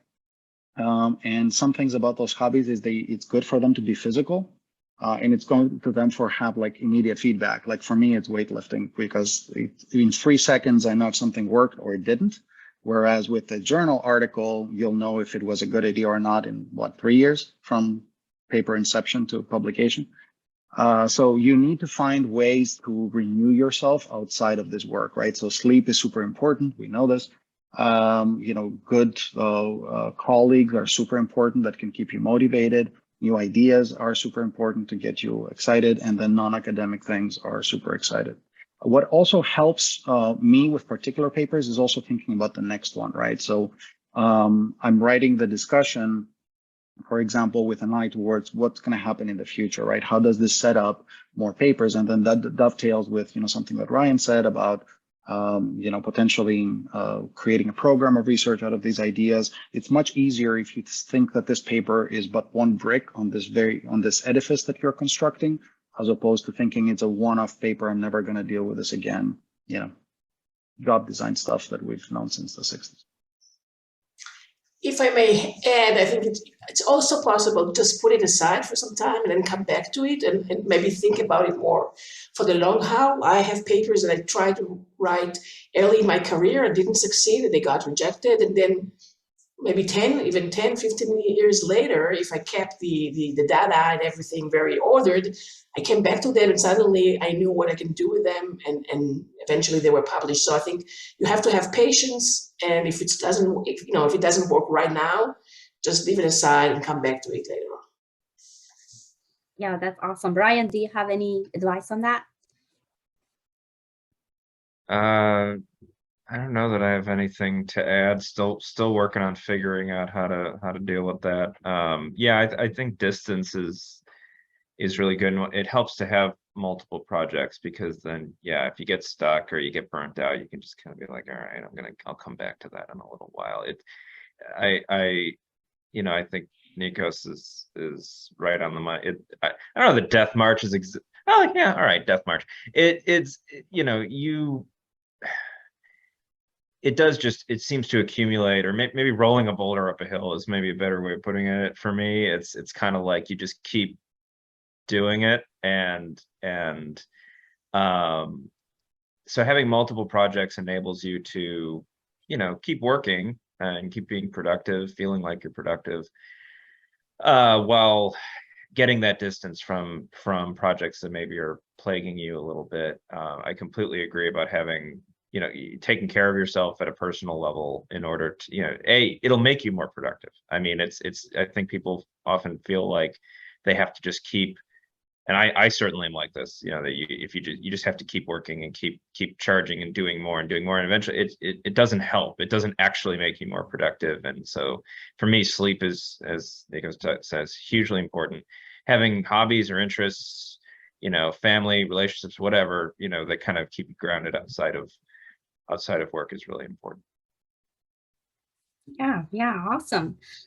So this next question is for Ryan. Kay says, you talked about throwing some ideas for career level reasons sometimes. May I ask when we should abandon or stick to research ideas? So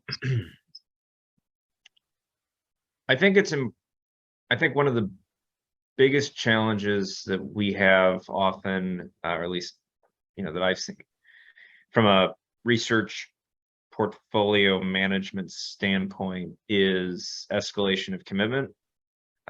We put so much time and so much work into research projects, and we don't want to feel like the project was a failure. But to Nico's point, it's so important to separate yourself from the work. That the project is itself, it may be good, it may be not good, or it may be problematic or whatever. It's not you. And so separating those things, and making sure you understand that you are a good scholar and you're good at what you do. I've had, I don't know how many projects I've given up on that just didn't go anywhere. It is so important to think, okay, I'm doing good work. Not everything I produce is going to be great, and that's okay. And it makes you more objective about a project. And so I would say that it's important to identify for yourself where your line is in terms of outlets for research.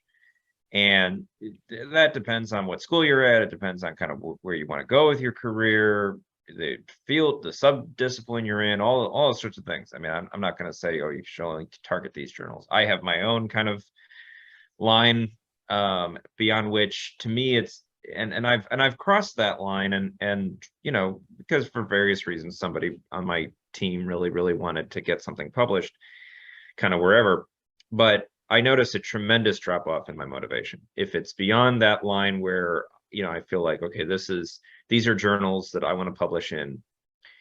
If it's past that line, my motivation just goes through the floor, and no one's happy, right? So figure out where that line is for you, and if you don't make it at any of the journals on the right side of the line, at a certain point you go, I really like this project, but I'm gonna hate it by the end of it if I keep trying to get this thing published at journals that I frankly don't read very much, and that just aren't on my radar. So I think that's setting a sort of line for yourself where at a certain point, you just accept that the project probably isn't going anywhere, or, you know, to Tamar's point, you put it away, and in 10 years, maybe you come back and go, you know what? We need to rethink that whole thing, but we could make use of that data set or something along those lines. You know, I've got a new idea. I don't know if I've ever done that successfully, but I've tried. And so, yeah, I think it's really important to identify for yourself what you think the valuable outcome is. And if you've sort of exhausted that, then put it away and reallocate your time. Yeah, thank you so much. From a psychological, yeah, go ahead. From a psychological trick perspective, there's a folder in my Dropbox that's called Ideas in Progress, which is, obviously, a lie. That's where all the projects that I'm unwilling or that I don't think it's going to work anymore, I just throw them into the Ideas in Progress pile. Because some of them are like reasonable ideas. It's just we got scooped, the time hasn't come, we don't have the data. Like there's 1,000 reasons why you might end up there. But to me, it doesn't feel like I abandoned one of my children, which feels harsh. But it's in there, it's still there. It's, some degree of organized. And, maybe 10 years later, maybe I know something more, right? Or maybe this topic becomes fashionable but there's no reason to like delete the files. Just put them somewhere. I actually have a folder called abandoned. So I'm actually abandoned my projects. The threshold to put it in there though, that's harder, right? Because you gotta go, am I abandoning this? Have I failed? Whereas Ideas in Progress implies, there's hope. Yeah. Tamar, do you have anything to add? Not really. I think, again, here, the qualitative research is so different where if you have rich enough data, you would be able to say something about it. You may have to adapt a new theoretical framing or, come back and engage with the data with a different kind of analytical approach. But the most important thing is really to have a very rich data. So I think for us qualitative researchers, as long as we take the time to collect very rich and deep data, then we know that eventually we will have something to say about it. Yeah. Sounds good. So we don't have any more questions in the chat box. So if you still have questions, put them in the chat box.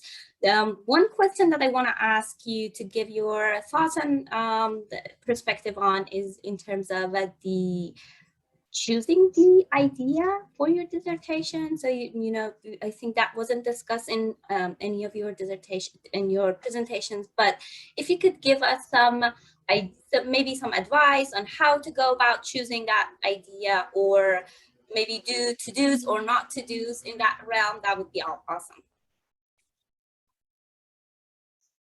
Can I start? Given that you would be stuck with this idea for 3, 4, 5 years, right? So I think the most important thing is to find something that you're really passionate about, in either the data, either the phenomena or the theory or the kind of the data that you will, or the approach, the methodological approach, and then that will help you to sustain the kind of energy that you need through the process. Now, we all know that it's ups and downs, right? It's like, it's not like no one really goes through these long processes always with the same kind of energy. It's always, some days you just think, wow, this is wonderful, and I just can't wait to share it with the world. And then the other day you just think, this is all trivial and there's nothing interesting here, and then So I think that these ups and downs are very, very natural, and we all know them. But if you have this basic curiosity about something and you're really passionate about that, that will help you to sustain the energies level that you need to be able to find a way to frame it in a way that it would interest other people as well, not only yourself. I'd say, and Ryan might accuse me of heuristics, but one thing that should be a consideration is it should be something that is your own work, right? So sometimes it's very natural to kind of go with an idea of your advisors, or not. It's your idea, but it's right in the advisor's area. that often gets discounted a lot in the market, unfortunately. And it can create also kind of ownership issues, right? Where, people tend to fight a lot more forcefully about ideas that are completely within their own area. So differentiating yourself there is not bad. You will also learn something new, as opposed to, keep working on things that you're probably pretty good at already.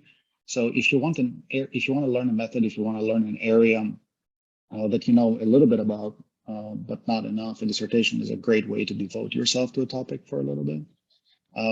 But I think Tamar has gotten the big, like, it has to be something you're passionate about, because otherwise it's just too long and too big of a thing to make your life pretty miserable.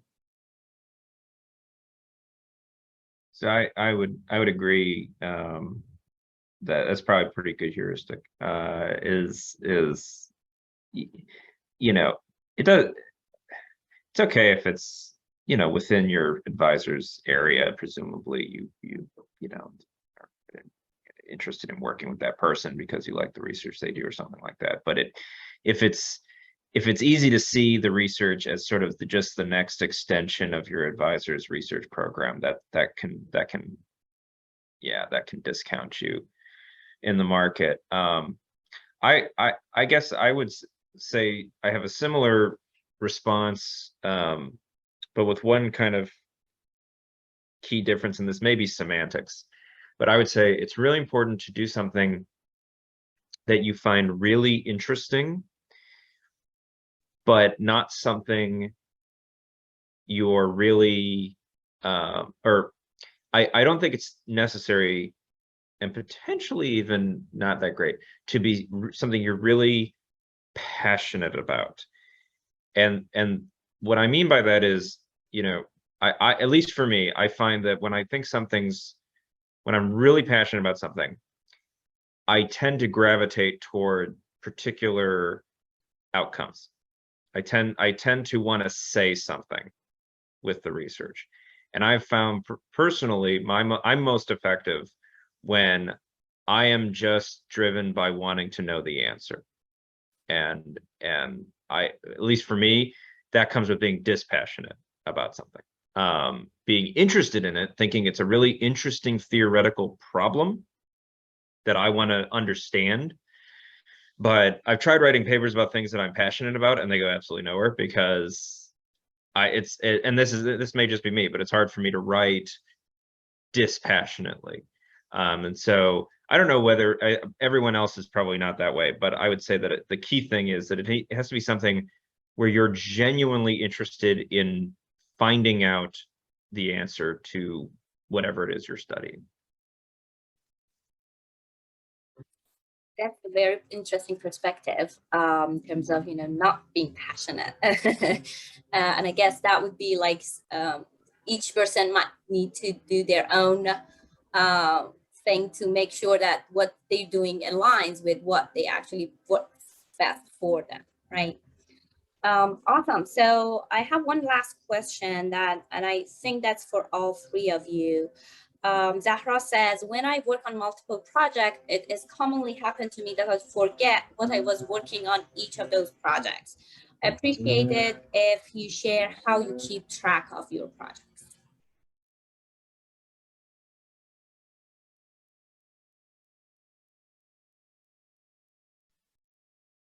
Detailed notes, and then you realize that they're not as detailed as they should be. And then you get better. So usually I'll have at least a text file that says, to do, and then, keep notes, good code, and so forth. It also helps to find kind of a rhythm with the people that you're working with. So if you're the one leading the project, you have essentially a, pretty good list of the things you're expecting from your collaborators. And if somebody else is leading it and they have, similar habits, then it becomes pretty easy, right? So we have a paper right now. Well, we have a paper right now that I'm not lead on, and then I get emails, I do them, I send them out. There's other projects where I have, in the response letter, there's names of people and what they have been asked to do, and then I keep them. Whatever works for you. Yeah, I probably not the best person to answer this because I'm not very good at it, but I think there's a difference between when you're a lead author and a second or third or whatever author, because lead author's responsibility is sort of to keep the thing moving. And so when I'm lead author, this is probably not a good way of doing it. I basically use my inbox as my to-do list. And so, when there's a thing that I still need to get done and get back out, I leave the email telling me to do it in my inbox, or send the email from a co-author with the latest draft of a paper sits there until I work on it and send it back. And so that's kind of my to-do list. It's probably not nearly the most effective way of doing it, but that's kind of what I've settled into. Yeah, I can definitely relate. What I can add is that there is a transition cost between projects, right? Because each time you move from one to another, it takes time to get as deeply engaged with that new one again. So I usually work by myself, and then I can, especially in those vulnerable phases of the writing or the analysis, I would just make sure that I have enough time to get into a project for long enough to end some kind of a phase before I move to another project. So it's kind of, once you understand what are for you the vulnerable phases, like, steps, and how much time more or less you need for them, then you can just try to make sure that you're moving between projects on the right time. So the transition cost will not be as big. Oh, sounds good. Like Thank you so liberal much. use of notes, but like Sorry? a lot of notes, right? So, and a lot of notes in the documents, right? So this paragraph is this, and then an explanation in the comment about why this paragraph's there, and then comments detailing the next paragraphs and why they have to be there. And especially as you're handling a project through other stages of the review process, I've spent way too many hours like going through the paper to see where we talked about this thing that I said in the response letter that we talked about it. So now when that paragraph gets added, it also gets a comment that says reviewer 3.2. Right. So whatever you can, the same thing with like job design, where you're trying to eliminate all the other cognitive complexity so you can focus on the ones that are left, make your life easier with a lot of these things. So then you only need to think about, big ideas and analyses, and not where did I put this paper, or what was that paper I wanted to cite. Yeah, definitely taking notes takes more time, but it makes things easier in the long run, right?